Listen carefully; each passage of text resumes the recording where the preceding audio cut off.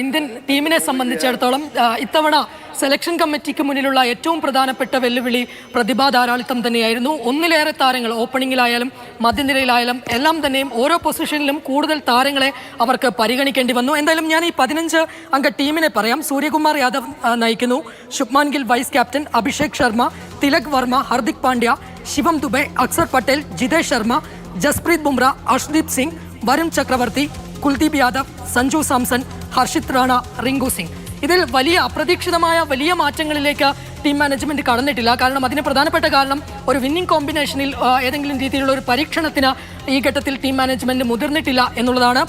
മറ്റൊരു പ്രധാനപ്പെട്ട കാര്യം, നേരത്തെ രതീഷ് സൂചിപ്പിച്ചതുപോലെ തന്നെ കഴിഞ്ഞ ഇംഗ്ലണ്ട് പര്യടനത്തിലാണ് ശുഭ്മാൻ ഗിൽ നായകൻ എന്ന രീതിയിൽ അരങ്ങേറ്റം കുറിച്ചത്.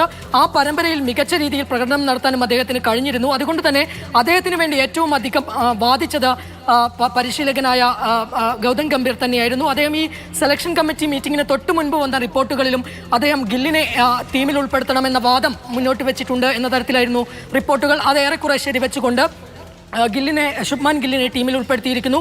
ഏറ്റവും ഒടുവിൽ നടന്നിട്ടുള്ള പരമ്പരയിലടക്കം സഞ്ജു വി സാംസണും ഒപ്പം തന്നെ അഭിഷേക് ശർമ്മയുമായിരുന്നു ഓപ്പൺ ചെയ്തിരുന്നതെങ്കിൽ ഇക്കുറി അതിലേക്ക് ശുഭ്മാൻ ഗിൽ കൂടി വരുന്നുണ്ട്. അതായത് ഇത്തവണ സഞ്ജു വി സാംസണെ പരിഗണിച്ചിരിക്കുന്നത് വിക്കറ്റ് കീപ്പർ എന്ന നിലയിൽ കൂടിയാണ്. 2 പേരാണ് ജിതേഷ് ശർമ്മയും ടീമിൽ ഉൾപ്പെടുത്തിയിട്ടുണ്ട് വിക്കറ്റ് കീപ്പറായി. അതായത് സഞ്ജു വി സാംസണൊപ്പം ജിതേഷ് ശർമ്മയ്ക്ക് കൂടി വിക്കറ്റ് കീപ്പർ എന്ന നിലയിലുള്ള പരിഗണന ലഭിച്ചിട്ടുണ്ട്. മറ്റൊരു പ്രധാനപ്പെട്ട കാര്യം, സൂര്യകുമാർ യാദവ് എത്തുമ്പോൾ ഒരുപക്ഷെ അദ്ദേഹം ഹെർണിയ ശസ്ത്രക്രിയയ്ക്ക് ശേഷം ഫിറ്റ്നസ് വീണ്ടെടുത്താണ് അദ്ദേഹം ടീമിലേക്ക് തിരിച്ചെത്തുന്നത്. വലിയ സർപ്രൈസ് എന്ന് പറയുന്നത് തീർച്ചയായിട്ടും ഗില്ലിന്റെ തിരിച്ചുവരവ് തന്നെയാണ്. അതിനപ്പുറമുള്ള വലിയൊരു മാറ്റം പ്രതീക്ഷിച്ചത് ഒരുപക്ഷെ റിങ്കു സിംഗ് പുറത്തേക്ക് പോയേക്കാം എന്ന രീതിയിലുള്ള സൂചനകൾ ഉണ്ടായിരുന്നു. അതേതായാലും ഇല്ല.